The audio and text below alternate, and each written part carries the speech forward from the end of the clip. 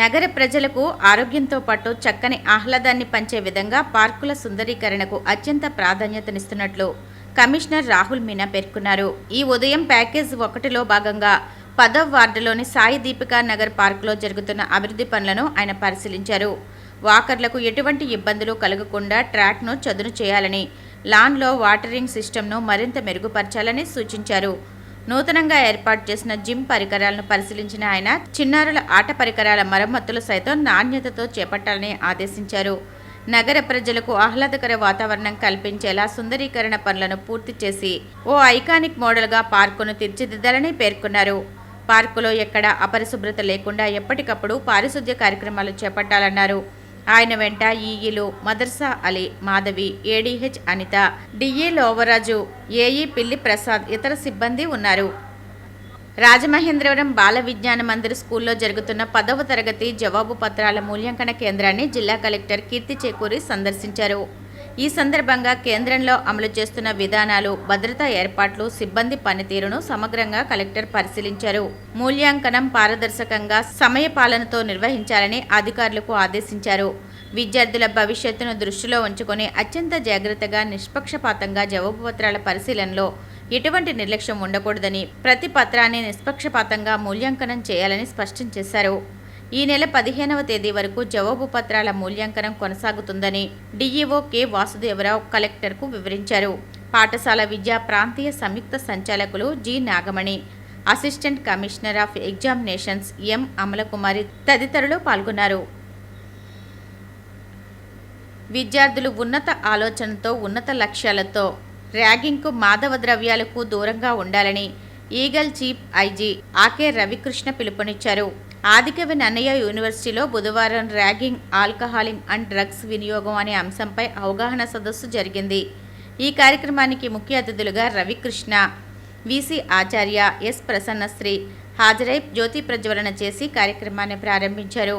ఈ సందర్భంగా ఐజీ రవికృష్ణ మాట్లాడుతూ డ్రగ్స్ రహిత ఆంధ్రప్రదేశ్కు ఈగల్ కృషి చేస్తుందని, సుమారు 40,000 విద్యా సంస్థల్లో ఈగల్ కమిటీలు నియమించి అవగాహన కల్పిస్తున్నామని చెప్పారు. ఆంధ్రప్రదేశ్ రాష్ట్రంలోని జిల్లాకు ఒక సైబర్ క్రైమ్ పోలీస్ స్టేషన్ ఏర్పాటుకు ప్రయత్నం చేస్తున్నామని తెలిపారు. సైబర్ స్పేస్ నేరాలపై అందరూ అప్రమత్తంగా ఉండాలని హెచ్చరించారు. నేటి టెక్నాలజీ యుగంలో భయం, దురాశ, వ్యామోహం, అవమానం వంటివి సైబర్ నేరాల పెరుగుదలకు కారణాలు అవుతున్నాయని చెప్పారు. ఎక్కువ మంది నేరగాళ్లు సైబర్ స్పేస్లో ఉన్నారని, యువత అవగాహన కలిగి తల్లిదండ్రులకు, పెద్దలకు, సమాజానికి అవగాహన కల్పించాలని చెప్పారు. సైబర్ నేరాలకు సంబంధించిన ఏ సమాచారం వచ్చినా టోల్ ఫ్రీ నెంబర్ 1930కు సమాచారం అందించాలని అన్నారు. బెట్టింగ్ యాప్స్, లోన్ యాప్స్ బారిన పడి ఆత్మహత్యలు చేసుకున్న వారు అనేక మంది ఉన్నారని ఉదాహరణలతో వివరించారు. విశ్వవిద్యాలయంలో విద్యార్థులంతా గ్రంథాలయాన్ని పూర్తిగా ఉపయోగించుకోవాలని, అధ్యాపకుల మార్గదర్శకంలో ఉన్నత స్థానాలకు చేరుకోవాలని సూచించారు. విసి ఆచార్య ఎస్ ప్రసన్నశ్రీ మాట్లాడుతూ మాదక ద్రవ్యాల దుర్వినియోగం కేవలం వ్యక్తిగత విషాదం కాదని, ఇది కళలను, కుటుంబాల భవిష్యత్తులను క్షీణింపచేసే సామాజిక అంటువ్యాధి అని అభివర్ణించారు. మాదక ద్రవ్యాలు స్వర్గంగా మారువేషంలో నరకానికి తీసుకువెళ్తాయని, ఆనందాన్ని, ఆరోగ్యాన్ని, గౌరవాన్ని దూరం చేసి ఖాళీ షెల్ను వదిలివేస్తుందన్నారు. విద్యార్థులతో డ్రగ్స్, సైబర్ నేరాల పట్ల అప్రమత్తంగా ఉంటామని, వాటి జోలికి పోమని ప్రతిజ్ఞ చేయించారు. అలాగే ఈగల్ ఆంధ్రప్రదేశ్ రూపొందించిన డ్రగ్స్, సైబర్ నేరాల అవగాహన పోస్టర్ను ఆవిష్కరించారు. అంతకుముందు తూర్పుగోదావరి జిల్లా ఎస్పీ డి నరసింహకిషోర్ హాజరై ఐజీ ఈగల్ చీఫ్ ఆకే రవికృష్ణను వీసీ కార్యాలయంలో మర్యాదపూర్వకంగా కలిశారు. ఈ కార్యక్రమంలో రిజిస్టర్ ఆచార్య కెవి స్వామి, స్టూడెంట్స్ అఫైర్స్ డీమ్ ఆచార్య ఎన్ ఉదయ్ భాస్కర్ తదితరులు పాల్గొన్నారు. రాజమహేంద్రవరం నగరపాలక సంస్థ కార్యాలయంలోని జనన, మరణ విభాగాలని ప్రాంతీయ వైద్య ఆరోగ్య శాఖ డిప్యూటీ డైరెక్టర్ కె శ్రీనివాసరావు తనిఖీ చేశారు. జనన, మరణ ధ్రువపత్రాల జారీలో జాప్యం చేయరాదని ఆదేశించారు. ఆరోగ్యాధికారి Vinuthna, deputy statistic officer MN Sudheer Babu, health అసిస్టెంట్లు పాల్గొన్నారు.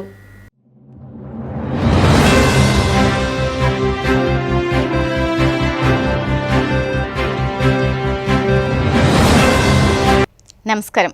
సిసిసి డిజిటల్ 230 న్యూస్ బులెటిన్కి స్వాగతం. ముందుగా వార్తల్లోని ముఖ్యాంశాలు. క్లిష్టమైన సొరంగంలో పడవపై 18.8 కిలోమీటర్లు ప్రయాణించిన మంత్రి నిమ్మల రామానాయుడు. వెలిగొండ పనుల పురోగతిపై ఆరా.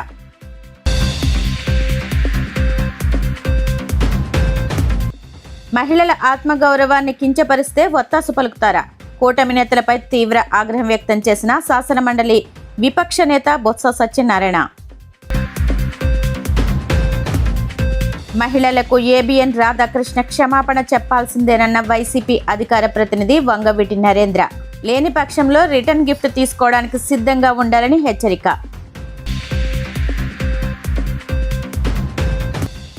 తిరుమల శ్రీవారిని దర్శించుకున్న బీజేపీ ఎమ్మెల్యే సుజనా చౌదరి. ఆలయ మర్యాదలతో స్వాగతం పలికిన అధికారులు.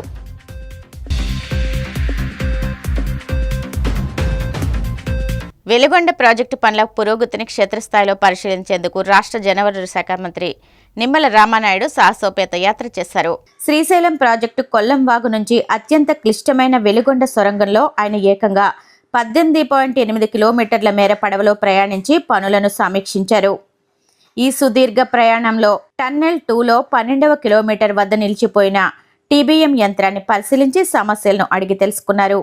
ఈ సందర్భంగా ఆయన మాట్లాడుతూ సీఎం చంద్రబాబు నిర్దేశించిన లక్ష్యం మేరకు 2026 జూన్ నాటికి వెలిగొండ ప్రాజెక్టును పూర్తి చేయడానికి అన్ని చర్యలు తీసుకుంటున్నామని స్పష్టం చేశారు.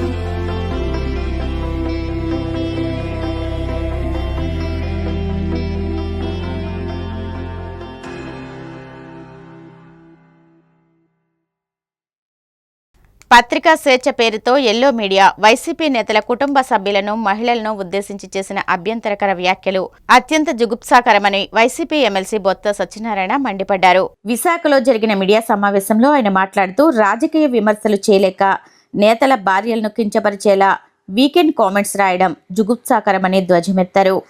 ఈ నీచపు రాతలకు నిరసనగా శాంతియుతంగా ధర్నా చేస్తున్న వైసీపీ కార్యకర్తలను రౌడీ మూకలు అని సంబోధిస్తూ ముఖ్యమంత్రి చంద్రబాబు, లోకేష్, పవన్ కళ్యాణ్లు రాధాకృష్ణ అరాచకానికి మద్దతు తెలపడం సిగ్గుచేటని విమర్శించారు. రాష్ట్ర ముఖ్యమంత్రి, వారి తనయుడు, ఉప ముఖ్యమంత్రి వారి కన్నులు చూస్తే చాలా శోచనీయం. ఖండిస్తున్నమాట. వార్తా కన్ను ప్రజాస్వామ్యం మీద వచ్చి యుద్ధం అంటారు. ఏం చంద్రబాబు నాయుడు గారు వారు మాట్లాడిన పలుకుల ముందు మీరు ఖండించవలసిన ఆవశ్యకత ప్రజాస్వామ్యంలో ఉందా లేదా? మీరు నిజంగా సాంప్రదాయాన్ని మీరు గౌరవించిన వాళ్ళైతే అంటే నా ఇంట్లోకి వస్తూ ఒకటి, పడింట్లోకి ఒకటి, పక్కింట్లోకి వస్తూ ఒకట ఏమిటి మీ ద్వంద్వైఖరి? అన్న మాటలు అన్నిటిగా ఆపాదించుకొని లేనిపోయిన సృష్టించి మీరు మీ కుటుంబ సభ్యులు ఎంత హంగామా చేస్తారో ఈ రాష్ట్ర ప్రజలు చూశారు కదా. దాన్ని ఎవరు సమర్థించదు కదా. ఈరోజు సాక్షాత్తు ఆ పత్రికా అధిపతి మాట్లాడిన మాటల్ని మరి మీరు ఖండించవలసిన అవసరం ఉందా లేదా? ఇది ప్రజాస్వామ్యంలో ఈ సాంప్రదాయం కోసం చెప్పాల్సిన అవసరం ఉందా లేదా మీకు? ఎందుకు ఈ కార్యక్రమం చేయలేదు? తిరిగి పైపెచ్చు మీరు వచ్చి ప్రజాస్వామ్యం మీద దాడి అంటారా? మీ కొడుకు వచ్చి మా ఇంటికి ఎంత దూరం మీ ఇంటికి ఎంత దూరం అని చెప్పి అని బెదిరిస్తారా? ఏంటిది? మీ ఉప ముఖ్యమంత్రి వచ్చి ఆయన వరకు వస్తారు, వచ్చి ఆయన ధర్నా చేస్తాడు వెళ్ళి అదే ఆఫీసుల ముందు అదే ఆఫీసు ముందు కూర్చొని. ఇప్పుడు వచ్చి దాన్ని ఖండించవలసిన అవసరం లేకుండా తిరిగి ఇవాళ చేయడం తప్పుని అంటాడు. ఎక్కడికి వెళ్ళిపోతుంది ప్రజాస్వామ్యం? ఎక్కడికి వెళ్తుంది ఈ పత్రికా స్వేచ్ఛ?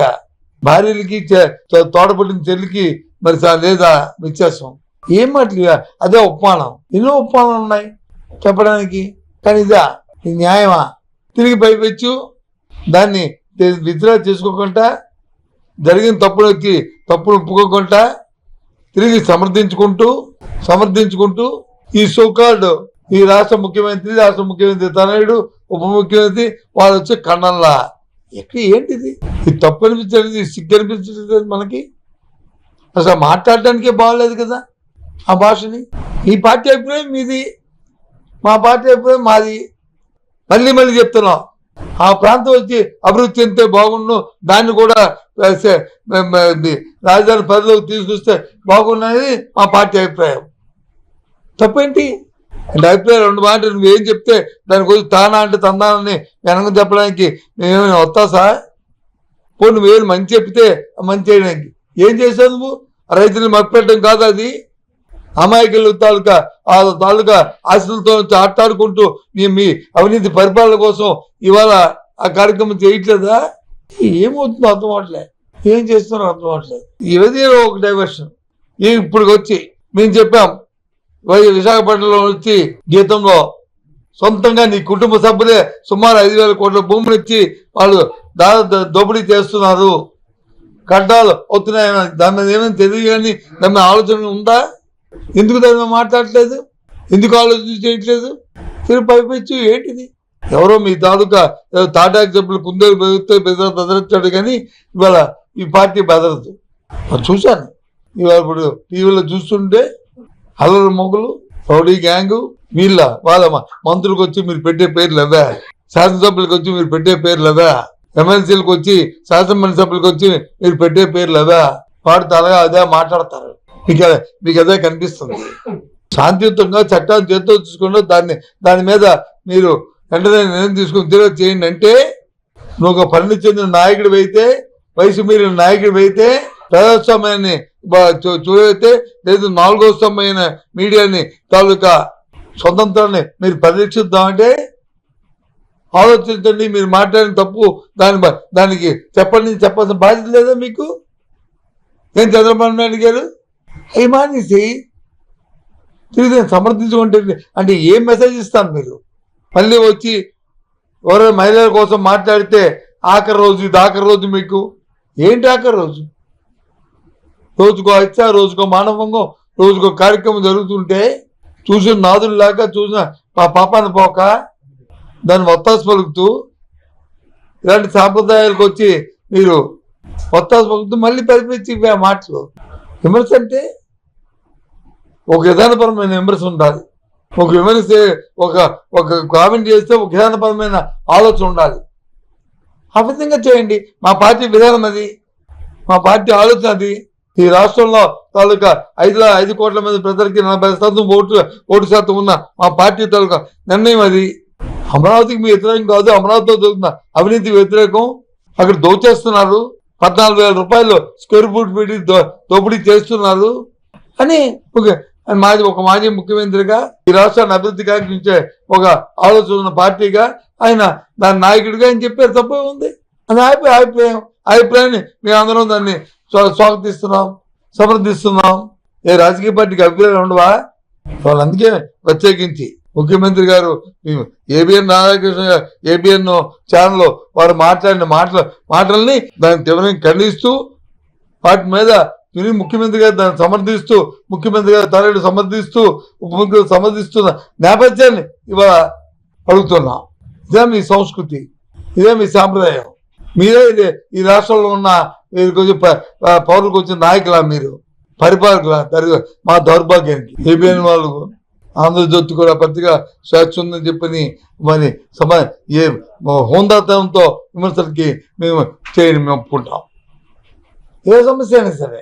అంతేగాని మాట్లాడలేని భాషతోని, పలకలేని ఆలోచనతోని, వినడానికే ఇబ్బందికరంగా ఉన్న మాటలతోని దయచేసి ఈ కార్యక్రమాలు చేయొద్దు అని చెప్పి మనం చేస్తూ ఖండిస్తూ, అందుకే ఇవాళ ఈ పత్రికా సమావేశం ఏర్పాటు చేశాం.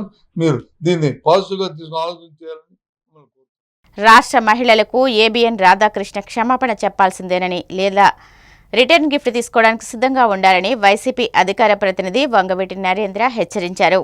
భార్యను చెల్లి అనుకుని మరో పెళ్లి చేయాలనే రాధాకృష్ణ వ్యాఖ్యలు అత్యంత హేయమని, ఆయన జర్నలిస్టుగా ఏనాడో పతనం కాగా ఇప్పుడు కనీసం మనిషిగా కూడా మిగల్లేదని దుయ్యబడ్డారు. ఒక దుర్మార్గుడు ఇలాంటి వాళ్ళని దయుంచి జర్నలిస్టు వాళ్ళందరికీ కూడా, మేధావులకి కానీ జర్నలిస్టు నడిపించేటువంటి ప్రతి ఒక్క పాత్రికేయులకి అందరికీ కూడా మేము అభ్యర్థిస్తుంది ఏంటంటే, ఇతనిని జర్నలిస్టు పదంగా మీరు భావించవద్దు. ఇది జర్నలిస్టు మీద దాడి కాదు, ఒక వ్యక్తి తన యొక్క తుచ్చమైన, నీచమైన, దుర్మార్గమైనటువంటి ఆలోచన అని చెప్పని దాని మీద మేము చేస్తున్నటువంటి నిరసన దయుంచి మీరందరూ కూడా అర్థం చేసుకుని ప్రజల్లోకి కూడా స్పష్టతగా ఈ ఏబిఎన్ రాధాకృష్ణ, ఈ బూత్ రాధాకృష్ణ, ఈ సిగ్గులేని రాధాకృష్ణ, ఈ నీచమైన రాధాకృష్ణ యొక్క వార్తలు, అతను చేస్తున్నటువంటి ప్రచురణలు, ముఖ్యంగా మహిళల్ని ఇంత కించపరిచే విధంగా అతను రాస్తున్నటువంటి రాతల్ని ఖండించాలి. అసలు రాధాకృష్ణ, నేను ఒక్క విషయం నిన్ను అడుగుతున్నా, మహిళలంటే గౌరవం లేనటువంటి వ్యక్తులు చుట్టూ నీ చుట్టే ఉన్నారు, వాళ్ళందరూ కూడా నువ్వు సమర్థిస్తున్నావు. దానిలో ముఖ్యమైన ఉదాహరణ బాలకృష్ణ. ఆయన ఏ రోజు కూడా ఆడవాళ్ళు కనిపిస్తే ముద్దన్న పెట్టాలి, కడుపన్న చేయాలంటాడు. ఇలాంటి వాళ్ళందరినీ నువ్వు పక్కన పెట్టుకుని నువ్వు కూడా రాసే రాతలు ఇవా? దీనికి మళ్ళీ జర్నలిస్ట్ ముసుగు పెడుతున్నావా? సిగ్గు అనేది ఉండాలా. నీకు ఒక కుటుంబం ఉంది, నీ ఇంట్లో కూడా ఆడవాళ్ళు ఉన్నారు. ఆడవాళ్ళందరినీ నువ్వు మాట్లాడావంటే అది నీ కుటుంబానికి కూడా వస్తుంది. అదైనా ఆలోచించుకో. అయినా ఉచ్చనీచాలు తెలియనటువంటి వాడు నువ్వు, నీకెక్కడ ఉన్నది సిగ్గు? నీకు నీ కుటుంబ సభ్యుల మీద కూడా నీకు గౌరవం లేదు. నేను చెప్తున్నాను రాధాకృష్ణ, ఇప్పటికైనా మించిపోయింది లేదు. జర్నలిజం ముసుగులో నువ్వు చేస్తున్నటువంటి ఈ అడ్డగోలు వ్యవహారాలు, ఈ బ్లాక్మెయిలింగ్ వ్యవహారాలన్నీ కానీ ఆపకపోతే వైఎస్ఆర్ కార్యకర్తలకి, వైఎస్ఆర్సీపీ కార్యకర్తలకి, వైఎస్ఆర్సీపీలో ఉన్న మహిళలకి, ఈ రాష్ట్రంలో ఉన్నటువంటి మహిళలందరికీ కూడా నువ్వు క్షమాపణ చెప్పేంత వరకు మేము ఈ నిరసన ఆపము. నిజంగా గన మేము తిరుగుబాటు చేస్తే ఇవాళ మా వాళ్ళు అక్కడ చేసినటువంటి నిరసనలో నీ బిల్డింగ్ కానీ, నీ కార్లు కానీ ఏనాడో ధ్వంసం అయిపోయి, మీరు చేస్తున్న విధంగా గన మేము నిరసన తెలియజేస్తే ఇప్పటికైనా అర్థం చేసుకుని మేము శాంతియుతంగానే చేస్తున్నాం. చిత్తశుద్ధితో తప్పైపోయింది. ఇప్పటి వరకు నేను రాసిన రాతలు కానీ, నేను అన్న మాటలు కానీ అన్నిటికీ నేను క్షమాపణ చెప్తున్నానని చెప్పని చెప్తే నువ్వు బ్రతికిపోతావు. లేదా రాధాకృష్ణ ఎక్కడ ఉన్నా, ఎక్కడ దాక్కున్నా, అతపాతాళంలో ఉన్నా కూడా బయటికి తీసుకొచ్చి నీకు బుద్ధి చెప్తామని చెప్పని చాలా స్పష్టంగా తెలియజేస్తున్నాను.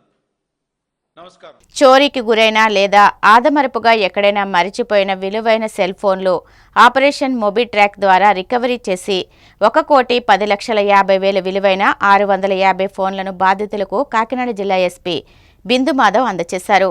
కాకినాడ జిల్లా పోలీస్ కార్యాలయంలో ఏర్పాటు చేసిన మీడియా సమావేశంలో ఎస్పీ ఇందుకు సంబంధించిన వివరాలు వెల్లడించారు. ఆపరేషన్ మొబీ ట్రాక్ ద్వారా జిల్లా పోలీసులు ఆధునిక సాంకేతిక పరిజ్ఞానం, నెట్వర్క్ నిఘా, డేటా విశ్లేషణ పద్ధతులు ఉపయోగించి భారీగా ఫోన్ల రికవరీ ఆపరేషన్లో సఫలమయ్యారు. సిఐఆర్ పోర్టల్ ద్వారా వచ్చిన ఫిర్యాదుల ఆధారంగా విలువైన ఫోన్ల రికవరీ చేశామని తెలిపారు. ఇప్పటి వరకు 11 విడతల్లో మొత్తం 6,48,27,000 విలువైన 4,001 ఫోన్లను రికవరీ చేసి బాధితులకు అందించామన్నారు. రూపాయల ఫోన్స్ ఇవాళ రిటర్న్ చేయడం జరుగుతుంది. విక్టిమ్స్ ఎవరైతే మొబైల్స్ పోగొట్టుకున్నారో వాళ్ళందరికీ వీఆర్ వెరీ హ్యాపీ. మొబైల్ పోగానే మీకు అందరికీ దట్ పెయిన్. నేను ఇంతకు ముందు కూడా చెప్తూ ఉంటాను, పర్సనల్ ఫొటోస్ ఉంటాయి, బ్యాంక్ డీటెయిల్స్, బోల్డని పాస్వర్డ్లు సేవ్ చేసి ఉంటాయి. So many sensitive things which are close to us. Daily మనం చేత్తో పట్టుకొని తిరుగుతాము చాలాసేపు, కాబట్టి దానిలో చాలా సెన్సిటివ్ ఇన్ఫర్మేషన్ ఉంటుంది. All of them will feel very lost ఈ మొబైల్ ఫోన్ ఎప్పుడైతే మిస్ అవుతుందో అప్పుడు. సో దాని నుంచి బయటకు వచ్చి పోయిన మొబైల్ ఫోన్స్లో కన్సిడరబుల్ నెంబర్ ఇప్పుడు రిటర్న్ చేస్తున్నందుకు we are very happy. I congratulate our IT core team and both SDPOs అట్లానే డిసిఆర్బి వీళ్ళందరూ ఎవరైతే ఫాలో అప్ చేసి ఈ మొబైల్ ఫోన్స్ రికవరీలో సాయపడ్డారో అందరికీ కూడా I congratulate all of them. So ఇవాళ ఈ 600 మొబైల్ ఫోన్స్ ఎవరైతే పోగొట్టుకున్నారో వాళ్ళకి రిటర్న్ చేయడం జరుగుతుందండి. ఇంకా కూడా ఫర్దర్గా ఇంకా రికవర్ చేయాల్సినవి ఉన్నాయి. బోత్ సిఏఆర్ అండ్ మొబీ ట్రాక్లో ఏవైతే మొబైల్ ఫోన్స్ పోయాయో అవన్నీ ట్రాక్ చేస్తున్నాం మేము. ఫర్దర్గా కూడా will continue this drive and పీరియాడికల్గా ఈ ప్రోగ్రామ్ పెడుతూనే ఉంటాం. బట్ మొబైల్ ఫోన్ పోగొట్టుకోగానే విక్టిమ్స్ అందరికీ through media I want to tell everyone, దానిలో బ్యాంక్ యాప్స్ వస్తున్నాయి ఈ మధ్యన మొబైల్ ఫోన్లో. మీరు ఫోన్పే అని కానీ లేదా మీ బ్యాంక్ ఏ బ్యాంక్ అయితే ఆ బ్యాంక్ తాలూకు యాప్ ఉంటుంది, దానిలో వాటి పాస్వర్డ్లు కొన్ని సేవ్ చేసి పెట్టుకుంటున్నారు. దీనివల్ల ఫర్దర్గా కూడా మీకు ఇంకా నష్టం జరుగుతుంది. సో పోతే వెంటనే ఆ యాప్లో నుంచి లాగౌట్ అవ్వటం, బ్యాంక్ ఇంటిమేట్ చేసి బ్లాక్ చేయించుకోవటం ఆ నెసరీ అకౌంట్స్. అట్లనే కొన్ని మొబైల్ ఫోన్స్కి ఇప్పుడు ఈ గూగుల్ అకౌంట్కి కానీ యాపిల్ అకౌంట్కి కానీ క్లౌడ్ అకౌంట్ ఫెసిలిటీ కూడా ఉంది. సో త్రూ అదర్ మీన్స్ అంటే మీరు మీ ల్యాప్టాప్లో లాగిన్ అయ్యి కూడా ఫోన్ని ఎరేజ్ చేసుకోవచ్చు. ఏదైనా సెన్సిటివ్ కంటెంట్ ఉంటే దయచేసి అది ఎరేజ్ చేసుకోండి. అది ఎరేజ్ చేసుకోవటం వలన మీ ఫోన్ దొరకకుండా పోదు. Your phone is link to your IMEI నుంచి మేము ట్రాక్ చేస్తాం మొబైల్ ఫోన్ని. సో సెన్సిటివ్ ఇన్ఫర్మేషన్ ఏదైనా ఉంటే మీరు రిమోట్గా దాన్ని ఎరేజ్ చేసుకున్నా కూడా మొబైల్ రాదు అనే భయం అవసరం లేదు. సో దయచేసి ఈ సెన్సిటివ్ ఇన్ఫర్మేషన్ కానీ మీ sensitive data with respect to bank transactions and others, ఈ బ్యాంక్ యాప్ పాస్వర్డ్లు ఇట్లాంటివన్నీ ఉంటే కనుక వెంటనే కన్సర్న్డ్ అథారిటీస్కి నోటిఫై చేసి అవి ఎరేజ్ చేయించేసుకోండి. So this is what I want to convey to everyone. అట్లనే second part is with respect to property offence. రీసెంట్గా మనకి జరిగిన దొంగతనాల్లో ఒక 3-4 దొంగతనాలు జరిగాయి. వాటిల్లో సామల్కోటలో property offence is the biggest offence. ఒక ఓల్డ్ లేడీ ఉంటున్న ఇంట్లో ఆవిడ ఒక 4 రోజులు ఇంట్లో లేకపోతే వాళ్ళ ఇంట్లో బంగారం అండ్ వెండి దొంగతనం చేయడం జరిగింది. హౌస్ బ్రేకింగ్ అట్ నైట్ జరిగింది. అది చాలా టీమ్స్ ఫామ్ చేసి ఎఫర్ట్స్ పెట్టి సామల్కోట ఇన్స్పెక్టర్ అండ్ అట్లనే సిసిఎస్ ఇన్స్పెక్టర్ అంకబాబు వీళ్ళందరూ చాలా ఎఫర్ట్స్ పెట్టి పూర్తిగా పోయిన ప్రాపర్టీ మొత్తం ఇంటాక్ట్ రికవర్ చేయడం జరిగింది. దానిలో 20 లక్షల వర్త్ బంగారం, అట్లనే ఆల్మోస్ట్ 3 kgs వెండి రికవర్ చేయడం జరిగింది. ఏ ఆర్టికల్స్ అయితే పోయాయో అవి 2 దొంగల్ని అరెస్ట్ చేసి గండేటి సాయి అట్లనే పెద్దింటి కిరణ్ కుమార్ అనే 2 నేరస్తుల్ని అరెస్ట్ చేసి ఈ ప్రాపర్టీ రికవర్ చేయడం జరిగింది. ఇందులో ఈ కిరణ్ కుమార్ అనే అతని మీద 2 పాత కేసులు కూడా ఉన్నాయి. ఈ గండేటి సాయి ఫస్ట్ టైం మన రికార్డులోకి వచ్చారు దొంగతనం చేయడం ద్వారా. సో ఇంక నుంచి వీళ్ళిద్దరి మీద కంటిన్యూస్గా వాచ్ పెడతాం. అట్లనే అదర్ అఫెన్సెస్ ఆల్సో ఏవైతే ఉన్నాయో వాటి మీద కూడా ఫోకస్ చేసి remaining offences also will try to detect at the earliest. Amaravati రాజధానిని ఎవరూ మార్చలేరని మాజీ శాసన మండలి చైర్మన్ షరీఫ్ స్పష్టం చేశారు. అమరావతిని ఆంధ్రప్రదేశ్ ఏకైక రాజధానిగా గుర్తిస్తూ కేంద్రం గెజిట్ విడుదల చేయడంతో ఏపీ హైకోర్టు వద్ద భారీ విజయోత్సవ ర్యాలీ నిర్వహించారు. అమరావతిని ఆంధ్రప్రదేశ్ ఏకైక రాజధానిగా గుర్తిస్తూ కేంద్రం గెజిట్ విడుదల చేయడంతో ఏపీ హైకోర్టు వద్ద భారీ విజయోత్సవ ర్యాలీ నిర్వహించారు. ఈ సందర్భంగా ఆయన మాట్లాడుతూ 3 రాజధానుల పేరుతో రాజధానిని అస్థిరపరిచిన వైసీపీకి ప్రజలు రాబోయే రోజుల్లో తగిన బుద్ధి చెప్తారని ఆగ్రహం వ్యక్తం చేశారు. ఏదైతే ఆనాడు అమరావతి ఉద్యమానికి బాసటగా నిలిచిన హైకోర్టు తీర్పు, ఆ తీర్పు మూలంగా మరి ఏదైతే ఆలోచనలో ఆనాడు గత ప్రభుత్వం ఉందో వాళ్ళు నడ్డి విరగొట్టిన పరిస్థితి. హైకోర్టు అమరావతి రాజధానిగా ఉంటుందని తీర్పు ఇవ్వటం, ఆ తర్వాత మరి ఎన్నికలు రావటం, ఎన్నికల్లో కూడా ప్రజా తీర్పులో కూడా వాళ్ళు విఫలం కావటం, మరి ఎన్డీఏ కూటమికి 164 స్థానాలు కల్పించిన తర్వాత ఈరోజు చంద్రబాబు నాయుడు గారు, పవన్ కళ్యాణ్ గారు, అదే రకంగా నారా లోకేష్ గారు, నరేంద్ర మోడీ గారి సహకారంతో, అమిత్ షా గారి సహకారంతో లోక్సభలో రాజ్యసభలో బిల్లును ప్రవేశపెట్టి చర్చ జరిగి ఆమోదించుకోవడం జరిగింది. అక్కడ ఒకసారి గమనిస్తే దేశంలో ఉన్న అన్ని రాజకీయ పార్టీలు 12-15 పార్టీలు అన్నీ కూడా ఈ అమరావతి చట్టాన్ని బలపరిచినాయి, ఒక్క వైఎస్ఆర్సీపీ తప్ప. కాబట్టి ఈరోజు దేశంలో ఉన్న రాజకీయ పార్టీలు కూడా అమరావతిని బలపరిచినాయి, అమరావతి రాజధాని కావాలనుకున్నాయి. కాబట్టి ఈరోజు అమరావతి రాజధాని చట్టబద్ధత కల్పించడం మూలంగా భవిష్యత్తులో దీన్ని ఎవరు కూడా కదపలేరు. ఇది ప్రజా రాజధాని. పశ్చిమ గోదావరి జిల్లా ఉండి మండలం చిన్నపుల్లేరు గ్రామంలో జరిగిన అగ్ని ప్రమాదంలో బొర్రా శ్రీనివాస్ ఇల్లు పూర్తిగా దగ్ధమైంది. ఈ నేపథ్యంలో జిల్లా యాదవ సంఘం అధ్యక్షులు కందుల భానుప్రసాద్ వారిని ఓదార్చి 15,000 రూపాయలు తక్షణ సాయంగా నిత్యావసర సరుకుల కొనుగోలు నిమిత్తం అందించి ఆ కుటుంబానికి అండగా నిలబడి ధైర్యం చెప్పారు. ఈ కార్యక్రమంలో యాదవ సంఘం నాయకులు కందుల హనుమ, పచ్చిగూళ్ల ఆంజనేయులు, బొర్రా సువర్ణరాజు, గొరిపర్తి త్రినాథ్, మన్నె మహంకాళి, వరప్రసాద్, మన్నె వీర్రాజు, కోరాశిక శ్రీను, ఆబోతుల చిన్నరాజు, దాసరి సత్యనారాయణ, కందుల నాగరాజు తదితరులు పాల్గొన్నారు. ఇంటిలో ఉన్న యావత్తు ఫర్నిచర్ పూర్తిగా దగ్ధమైపోయి ఏ ఒక్క వస్తువు కూడా మిగలకుండా వారు వారి కుటుంబ సభ్యులు కట్టుబట్టలతోటి బయట ఉండటం జరిగింది. పొటావుటిన మాకు తెలియగానే ఇక్కడికి రావడం జరిగింది. నాతో పాటు మన యాదవ సంఘ సభ్యులు, పెద్దలు అందరూ కూడా ఇక్కడికి రావడం, వారిని పరామర్శించడం జరిగింది.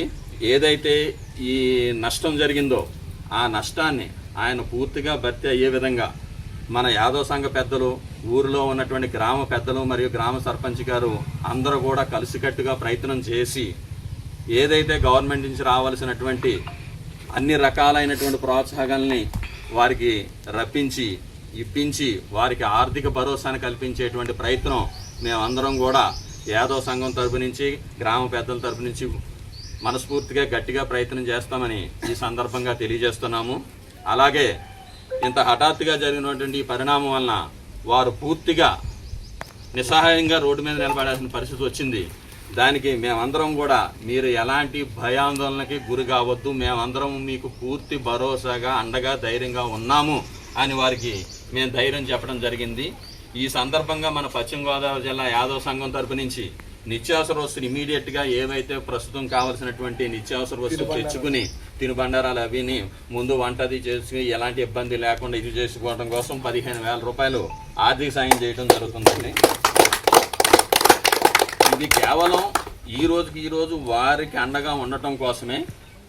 తదనంతరం ఏది కావలసినా కూడా మేము పూర్తిగా వారికి అండగా ఉండి వారికి కావాల్సిన ఫర్నిచర్ కొనుగోలు విషయంలో కానీ, ఇంకోటి కానీ, గవర్నమెంట్ నుంచి రావాల్సినటువంటి ప్రోత్సాహకాల విషయంలో కానీ ప్రతి దానికి అండగా ఉంటామని వారికి పూర్తిగా ధైర్యాన్ని, నమ్మకాన్ని కలిగిస్తూ మా యాదవ సంఘం తరపు నుంచి ఆయనకి మా ప్రగాఢ సానుభూతిని తెలియజేస్తున్నాము.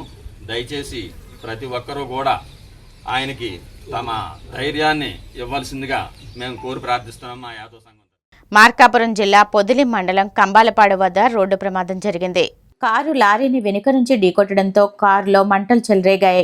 అదృష్టవశాత్తు కారులో ఉన్న వారందరూ వెంటనే దిగిపోవడంతో ప్రాణాపాయం తప్పింది. ఈ ఘటనలో కారు దగ్ధమైంది. కలియుగ ప్రత్యక్ష దైవం తిరుమల శ్రీ వెంకటేశ్వర స్వామి వారిని బీజేపీ ఎమ్మెల్యే సుజనా చౌదరి దర్శించుకున్నారు. వీఐపీ విరామ దర్శన సమయంలో స్వామివారి సేవలో పాల్గొని మొక్కులు చెల్లించుకున్నారు. దర్శనానంతరం వీరికి రంగనాయకుల మండపంలో వేద పండితులు వేదాశీర్వచనం అందించగా ఆలయ అధికారులు స్వామివారి తీర్థప్రసాదాలు అందజేసి పట్టు వస్త్రంతో సత్కరించారు. వెంకటేశ్వర స్వామి అర్చనా దర్శనానికి వెళ్ళడం జరిగింది. ఎంతో బ్రహ్మాండంగా స్వామివారు దర్శించుకోవడానికి అవకాశం ఇచ్చారు. తిరుపతిలో, తిరుమలలో అరేంజ్మెంట్స్ కూడా చాలా బ్రహ్మాండంగా ఉన్నాయి.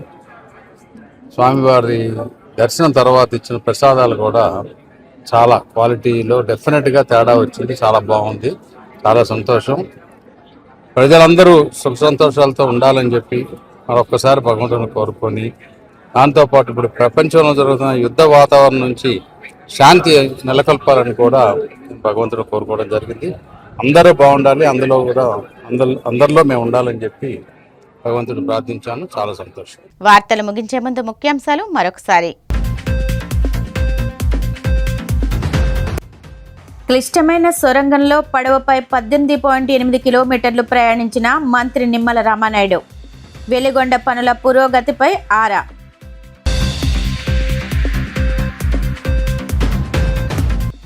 మహిళల ఆత్మగౌరవాన్ని కించపరిస్తే ఒత్తాసు పలుకుతారా? కూటమి నేతలపై తీవ్ర ఆగ్రహం వ్యక్తం చేసిన శాసనమండలి విపక్ష నేత బొత్స సత్యనారాయణ. మహిళలకు ఏబిఎన్ రాధాకృష్ణ క్షమాపణ చెప్పాల్సిందేనన్న వైసీపీ అధికార ప్రతినిధి వంగవీటి నరేంద్ర. లేని పక్షంలో రిటర్న్ గిఫ్ట్ తీసుకోవడానికి సిద్ధంగా ఉండాలని హెచ్చరిక.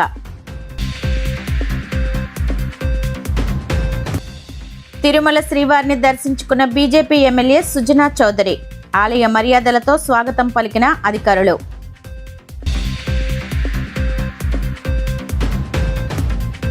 ఈనాటి సిసిసి డిజిటల్ 230 న్యూస్ బులెటిన్ ఇంతటితో సమాప్తం. నమస్కారం.